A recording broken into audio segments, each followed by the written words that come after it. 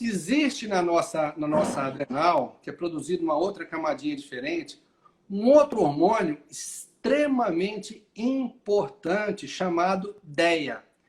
Então, esse hormônio, que é o DEA, dihidroepiandrostenediona, ele é nas mulheres, principalmente, um grande produtor de testosterona. É desse hormônio de onde vem a testosterona.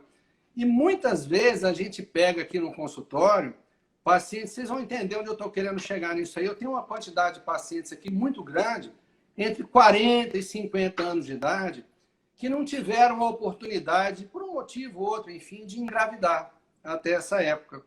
E aí, quando chegam com 40, 42 anos de idade, que vão fazer pesquisas lá, tem problemas de ovulação, ciclos menstruais irregulares, um óvulo muitas vezes de má qualidade, mas essa mulher ainda sonha em ser mãe, em ter um bebê, né? E aí a gente pega níveis de DEA muito baixinhos aqui no consultório. E aí uma relação que a gente tem que fazer aqui, quando eu pego níveis de sulfato de DEA, de S-DEA, muito baixinhos aqui, é porque eu não preciso nem olhar para os níveis de cortisol dessa paciente para saber que eles estão muito baixos. E para saber que esse problema inflamatório dessa mulher, dessa paciente, é antigo, é crônico, né? Porque é simples assim de explicar para vocês. Vamos supor que a minha mão aqui é a nossa glândula adrenal. Então, por essa via, ela produz o cortisol. Cortisol é manutenção da vida. E por essa via aqui, ela produz o DEA. O DEA vai para a reprodução, para os hormônios sexuais, né?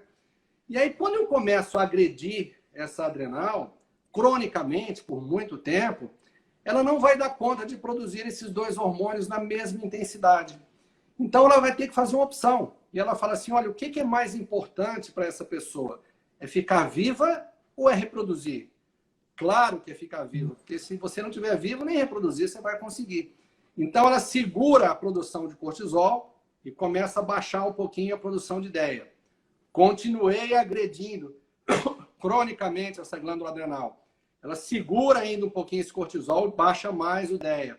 Mantive essa agressão cronicamente, ela começa a baixar esse cortisol e joga esse DEA lá para o chinelo, lá para baixo.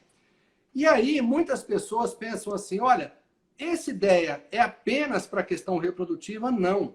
O DEA é o mais potente neuroesteroide que a gente conhece.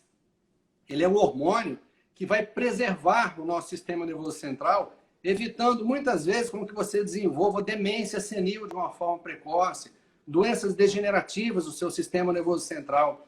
O DEA, para quem não sabe, ele também é um excelente antiagregante plaquetário. Ele vai evitar com que as pessoas formem trombo.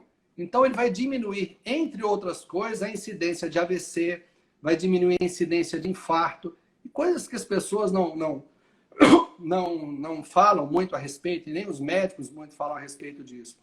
Mas, principalmente para as mulheres agora, é porque é o sulfato de DEA que vai fazer com que você mantenha uma boa reserva ovariana. Ele vai te dar um óvulo de qualidade e fazer com que você consiga ovular para poder, consequentemente, engravidar. Existe um outro hormôniozinho que essas mulheres, nessa faixa acima dos 40 anos de idade, dosam muito, e os colegas médicos nas clínicas de reprodução costumam dosar para poder falar a respeito de tratamento de reprodução, chamado hormônio antimileriano.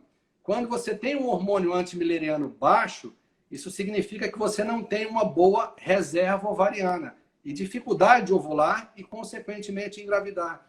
E vai um segredinho para vocês aqui agora. O DEA, ele é capaz de aumentar o seu hormônio antimileriano. Ele consegue fazer com que você tenha uma melhora na sua reserva ovariana e, consequentemente, consiga ovular e ter óvulos de qualidade.